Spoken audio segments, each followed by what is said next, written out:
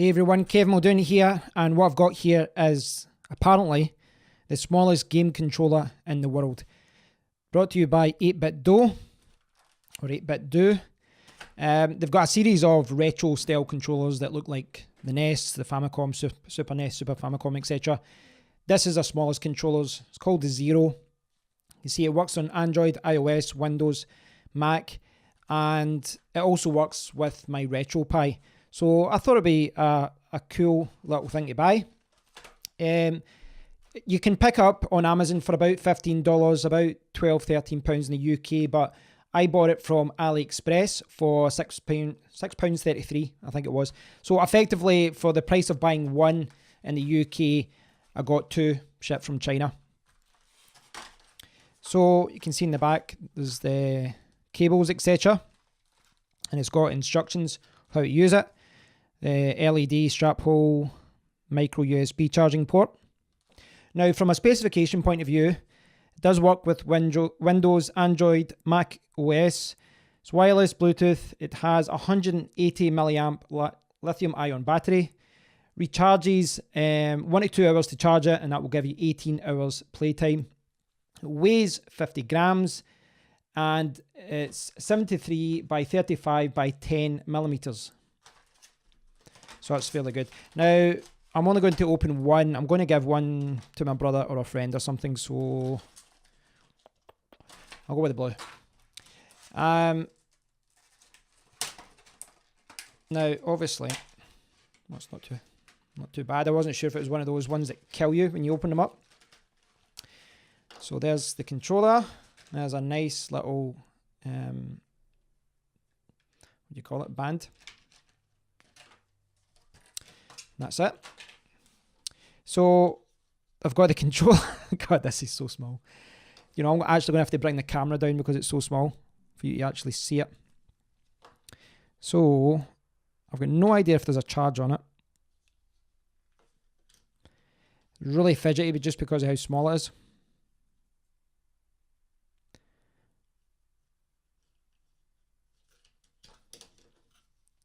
So on the back, you've got 8-Bit Do, model FC30, input DC 5 volts. It says 500 milliamps here. On the website, it says 180 milliamps. I assume that's referring to the charge, 500 milliamps.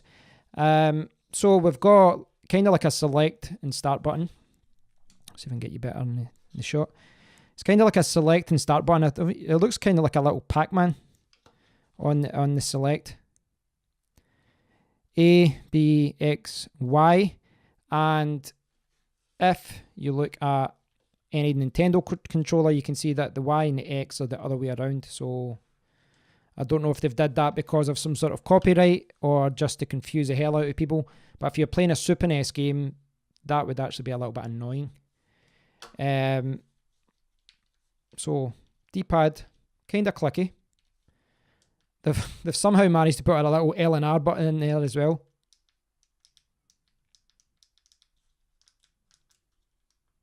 So I assume that's where the LED light is. Now, obviously, this isn't something you'd be playing with for a long time. It is super small. And to put it into perspective, there it is next to the Wii U Pro controller. I mean, this is ridiculous. Bring the camera up. So yeah, I mean, it's insane. I mean, I like the idea though. You just keep it in your keys and then you can use it with your phone or, you know, just join in somewhere. This will work with a lot of systems. I'm not sure if it works with the Switch or anything like that. I don't see any reason why it wouldn't. Even next to some handhelds, you know, it's tiny. And I mean, look at the micro. Most people say that the micro it's too small to play for, you know, long periods of time, but this is ridiculous. It's kind of between the buttons, almost between the button and the D-pad.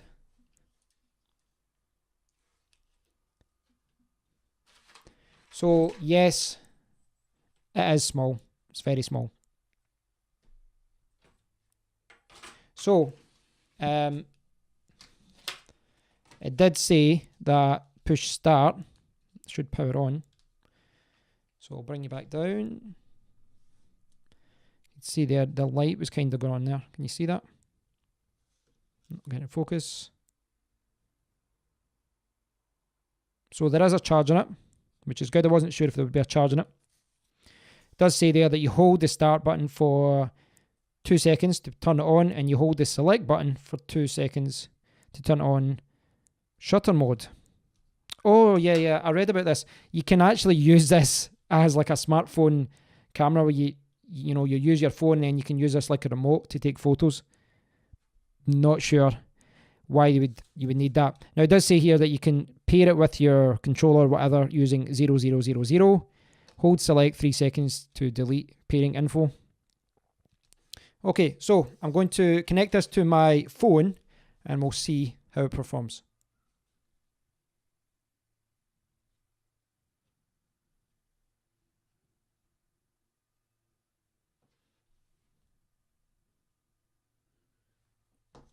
So that connected very, very easily. And I believe there's actually a sticker here. Looks a lot better actually once you've got that off.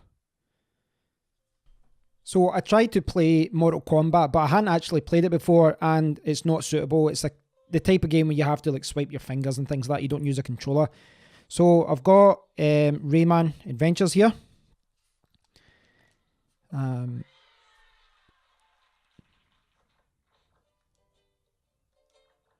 Now the good thing is you can see here that it's telling you which button to press when it realizes that there is a controller connected. Okay.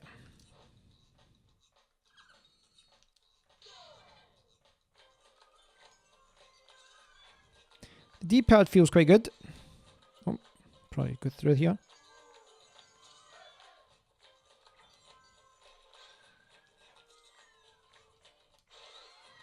Now that seems to pause it, that one.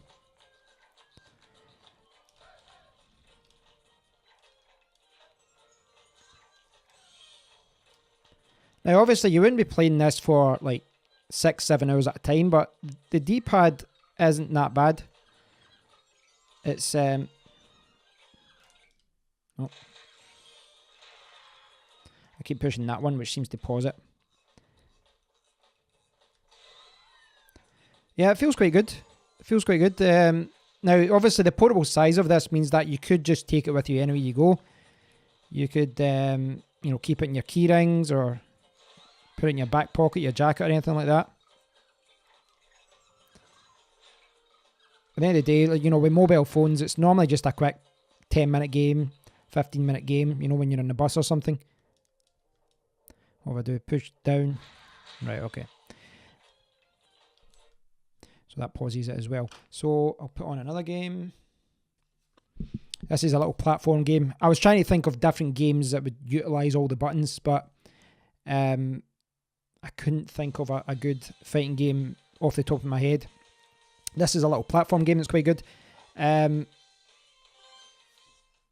I do want to try this out in my RetroPie as well, and obviously that will utilise all buttons. I'll maybe try it with a SNES game to see how it performs. Okay, so you can see jump, attack. Oh, that took a snapshot there, that one.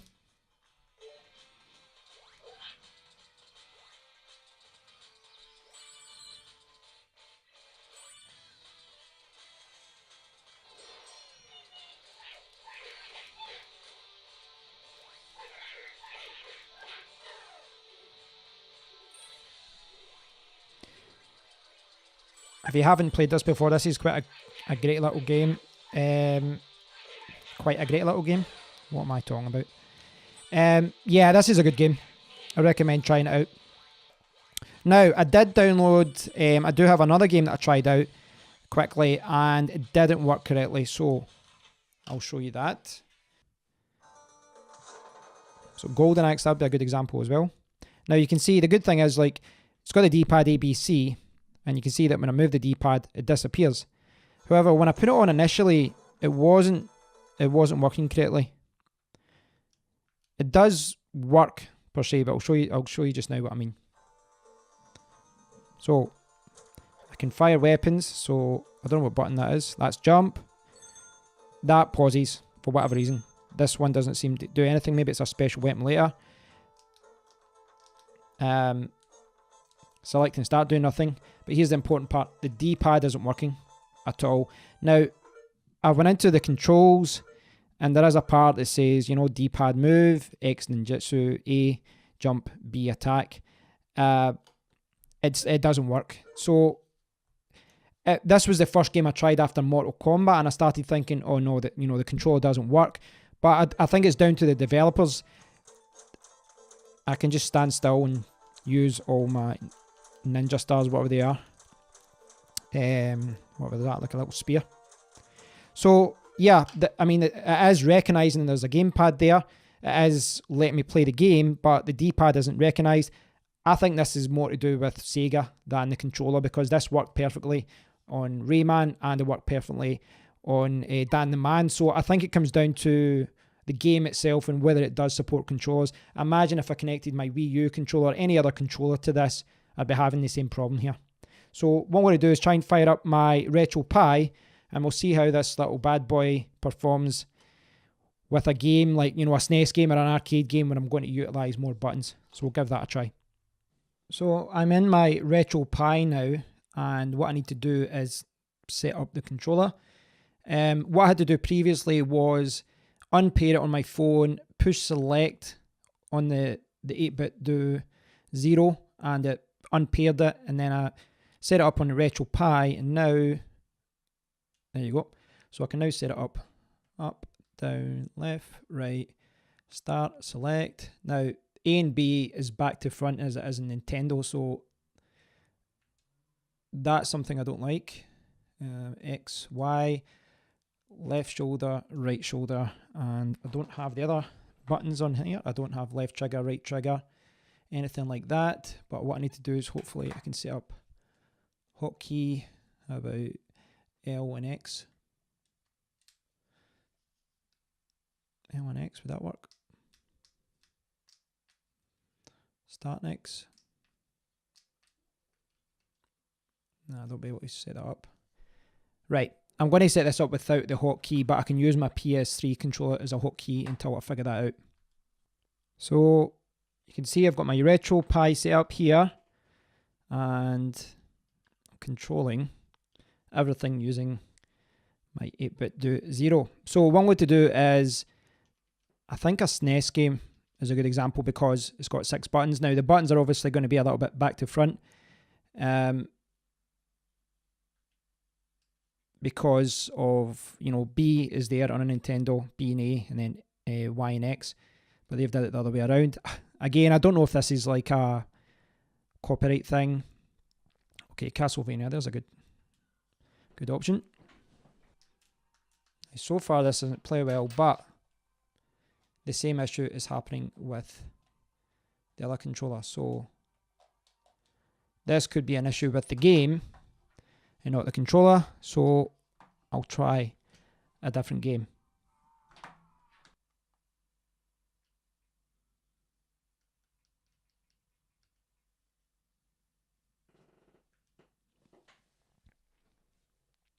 So let's see if Street Fighter 2 is any better. Now I don't think that was a controller issue because it didn't work with my PS3 controller either.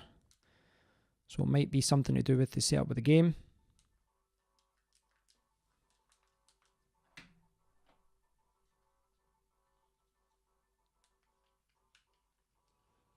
So I'm having problems doing anything here. Well, the PS3 controller is working.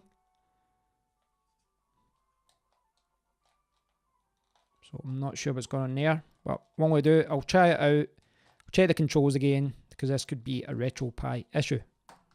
So I've got on Batman here in the NES, and it seems to be an issue with Retro Pi and Retro Arch. But it's got A and B, it's got it round the wrong way just now, but you can see it is working.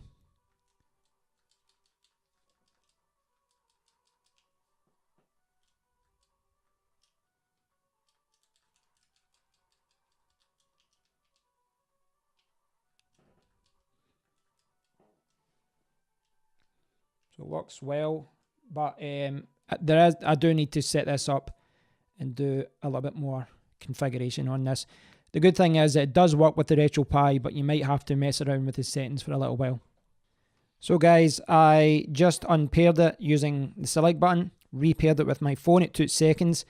I can connect this to my RetroPie. The question is, do I want to?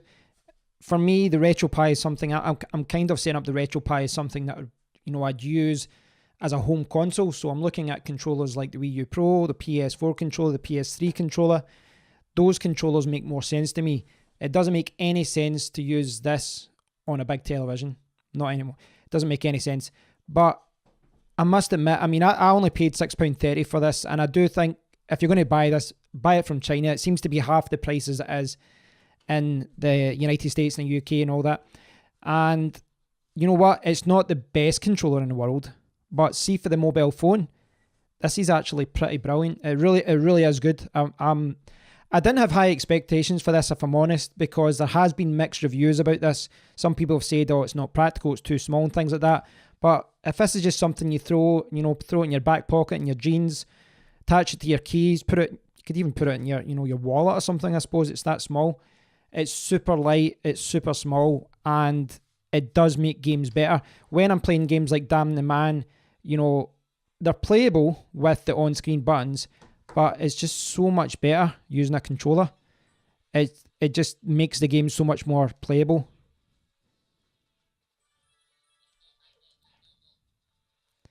So, personally, if you're looking for a little controller like this, for your mobile phone, I think you could go far wrong with this. I realise there's other controllers where you can put your phone in, and then, you can hold it by the side, or you can, get the ones that are like that, where you hold the phone up and you put the controller there. You can use it with your PS4 controller. But for me, this is actually much better than I thought it would be. It's not something I'm going to be using all the time, but I might even just keep it, in my living room, or keep it in my bedroom, or, maybe even just take it with me whenever I go. And if I want to play a little game, I can just turn it on. 18 hours battery. I've not tried it yet, but 18 hours sounds very, very impressive for charging up in 1 or 2 hours. And you need to remember as well, you can put on emulators on your phone. You can put on NES, Mega Drive, SNES emulators, and you could attach this to it and play games. It does work with Android, it does work with iOS, and it does work with Windows and Mac.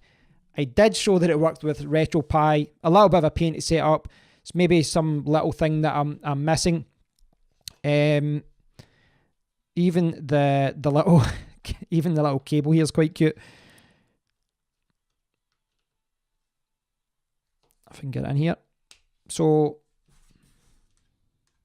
just show you that. Goes green when it's charging by the looks of it there. So I quite like this. Is actually quite a good little cable, because if you had a portable power bank in your pocket, a little 3000 or 5000 milliamp, this would be easy to attach it and just keep it in your pocket. So overall, £6.30. This is an absolute bargain. If you see yourself playing mobile games and you want a little portable controller, you can go far wrong than the 8-bit Do Zero. Claims to be the smallest controller in the world. I don't think they're wrong. I haven't seen anything smaller. I would recommend this. It's not the best controller in the world, but for what it's designed for, I think this is really good. I'll leave a link to the official sales page. Check out GearBest and AliExpress and things like that. You will see this much cheaper over there, and you might have to wait 2 weeks for it. If not, you'll need to pay double to get it from your local store. Thanks for watching, guys. I hope you've enjoyed this video. I'd love to hear what you think about this, so please do leave a comment. And until next time, take care.